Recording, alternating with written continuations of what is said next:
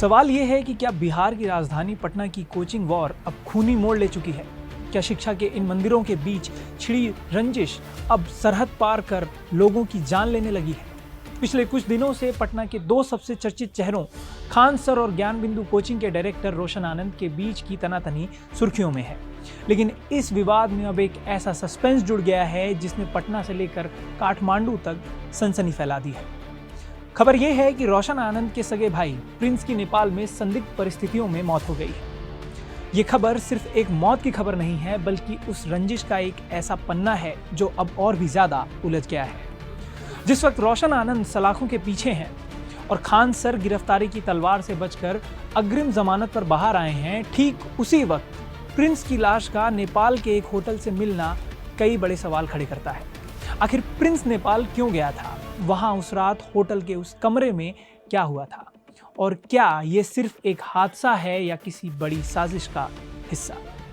इस पूरी गुत्थी को समझने के लिए हमें थोड़ा पीछे जाना होगा। प्रिंस कोई साधारण नाम नहीं था, बल्कि वो खान सर के कोचिंग संस्थान पर हुए हमले के मामले में मुख्य आरोपियों में से एक था। पुलिस की फाइलों में प्रिंस का नाम जब उछला जब खान सर की कोचिंग पर पत्थरबाजी और हमले हुए। लेकिन ये रंजिश नई नहीं थी। प्रिंस सर साल 2021 में भी खान सर के कोचिंग पर हमला कराने का आरोप लगाया गया था। जब पुलिस ने इस बार शिकंजा कसा और एफआईआर दर्ज हुई तो प्रिंस अपनी गिरफ्तारी से बचने के लिए नेपाल भाग गया था। बताया जा रहा है कि वो अकेले नहीं बल्कि अपने 6-7 दोस्तों के साथ नेपाल के एक होटल में रह रहा था। वो वहां छिपकर हालात शांत होने का इंतजार कर रहा था, लेकिन उसे क्या पता था कि जिस सरहद को वो अपनी ढाल बनाया है वही उसकी जिंदगी का आखिरी पड़ाव होगा। देर रात होटल के कमरे में उसकी संदिग्ध मौत हो गई।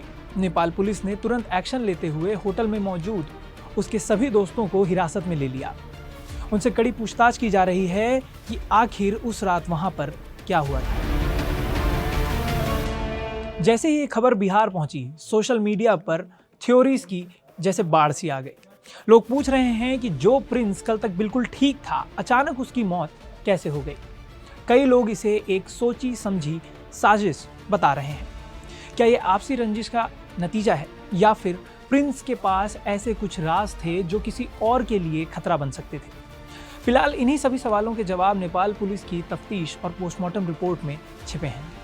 रोशन आनंद के परिजन खबर मिलते ही नेपाल के लिए रवाना हो गए हैं। पटना का माहौल भी काफ़ी गर्म है, क्योंकि ये विवाद अब सिर्फ दो शिक्षकों की लड़ाई तक ही नहीं रह गया। ये लड़ाई अब पुलिस, कोर्ट और सरहद पार की मिस्ट्री बन चुकी है। खान सर और रोशन आनंद का ये केस पहले ही इतना ज़्यादा हाई प्रोफाइल था, लेकिन अब इस मौत ने इसे नेशनल हेडलाइन बना दिया है। अब यहाँ पे ये सवाल ये भी है कि क्या इस घटना के बाद पटना की कोचिंग मंडियों में चल रही ये जंग और हिंसक रूप लेगी?